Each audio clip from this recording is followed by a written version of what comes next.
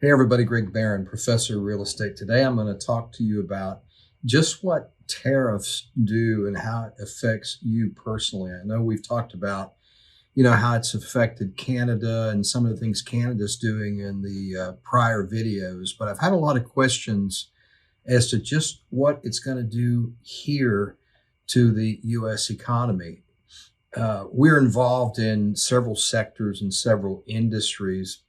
One of the primary ones is in commercial development. Right now, we're actually estimating projects, large projects between 18 and 25 million, and a lot of them have soft lumber goods. They've got aluminum, they've got steel. So many people are asking, how is it going to affect us? So I want to address this issue of tariffs in a little more positive mode and let you know that tariffs have been used as a lever for administrations even prior to the Great Depression. One of the most famous ones was the Smoot-Hawley tariff, and it was enacted mainly because they wanted to offset the impact that the administration and the U.S. was having in the Great Depression. That wasn't a great success. There were retaliatory tariffs that were imposed and actually increased global stability at that time. But there are some tariffs that have been deployed that have been very good. Take, for example, in 1980, during the Reagan administration, there were tariffs against Japan, primarily on vehicles and on imports. What that did is, and also it was on technology, what that did is it shifted a lot of the production back to the U.S. by Japanese companies, and it was actually deemed as a success. So tariffs, there's nothing new, and everybody right now they're raising a lot of brouhaha about Trump and destroying the global stability and the trade and the imbalance and how it's going to affect everyone here. But let's face it, Trump used tariffs effectively during 2018 to back to 2020 when he was in office. And he attacked the same countries. He attacked Japan, Canada, and China mostly. And we're seeing the same thing repeat itself. And some people say, well, this is new to the Trump administration, but they forget that Biden also used tariffs quite effectively during his administration for more of the same reasons.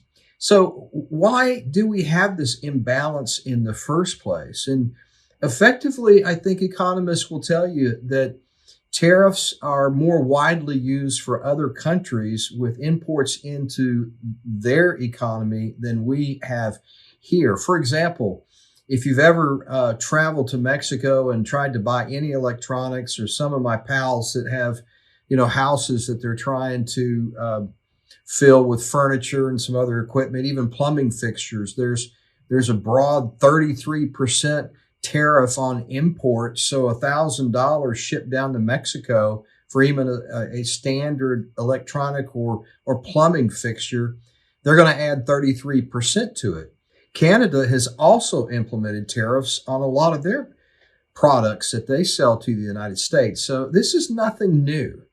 So what does it mean for us, and how is it going to affect us? Well, I can tell you, for one, what the administration wants is, and they're going to blame it on the fentanyl and the border crisis, but primarily it's basically for the U.S. to be on a level playing field. What they want is fair trade between nations, and that's like a duh, but that's exactly what they want. In America is primarily one of the greatest producers in the world, and other countries want to impose more tariff on us than we want to impose on them.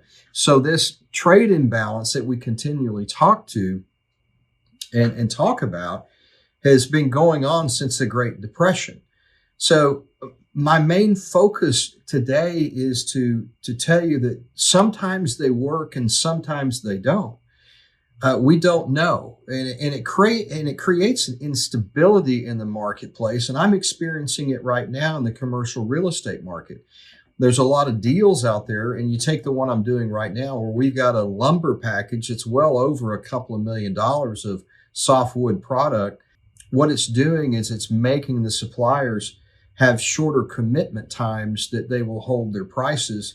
And also in the aluminum industry, and a lot of our product, and metal studs and a lot of things that go into our product, there's a lot of uncertainty there because steel, aluminum, lumber, cars, batteries, those are the things that are mainly affected by these tariffs that are imposed by other nations. Here's a couple of things that I want to say. You can't predict Trump. You can't predict what he's going to do and how he's going to carry out his policies. But is he just throwing a grenade into a gang fight and waiting for everybody to scatter?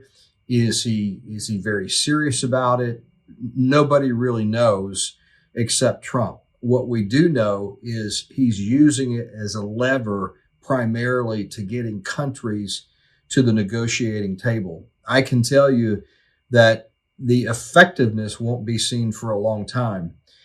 We've got to continue to do business, maybe not as normal, but we've got to do business in a way that continues to move forward. And you can ask many in our organization, so how are you effectively negotiating through it? Well, we're negotiating our contracts with ultimate suppliers with the caveat that says we have specific timeframes of commitments. We don't want to get stuck with a 25% incremental increase in something that's going to blow our performance. So we have to act cautiously. Does it create instability? Absolutely. Is it going to be a tax that affects how we purchase, and is it going to incrementally increase our price? Ultimately, it can. But I think if you look back at the prior times in the prior administrations, the Bush administration did it, the Biden administration did it, and obviously Trump loves it.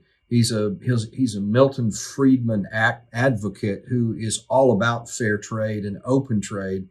I think primarily his main tool is to get these countries to the negotiating table.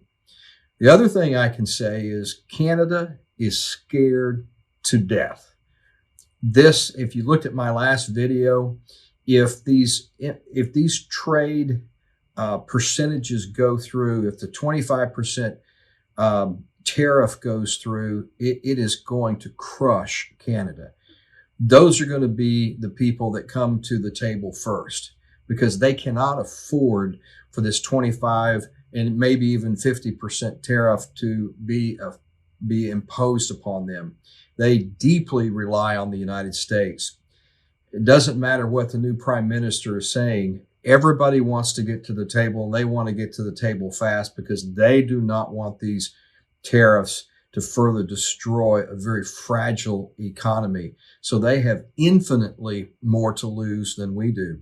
As far as Mexico goes, they're second right behind them. They don't want these things to happen. If you looked at years prior when the Trump administration negotiated through the NAFTA period of time, what it did is it basically imposed Mexico, raising wages in Mexico and moving some of that manufacturing back into the United States. And it was effective. Again, Reagan's tariffs were effective with Japan.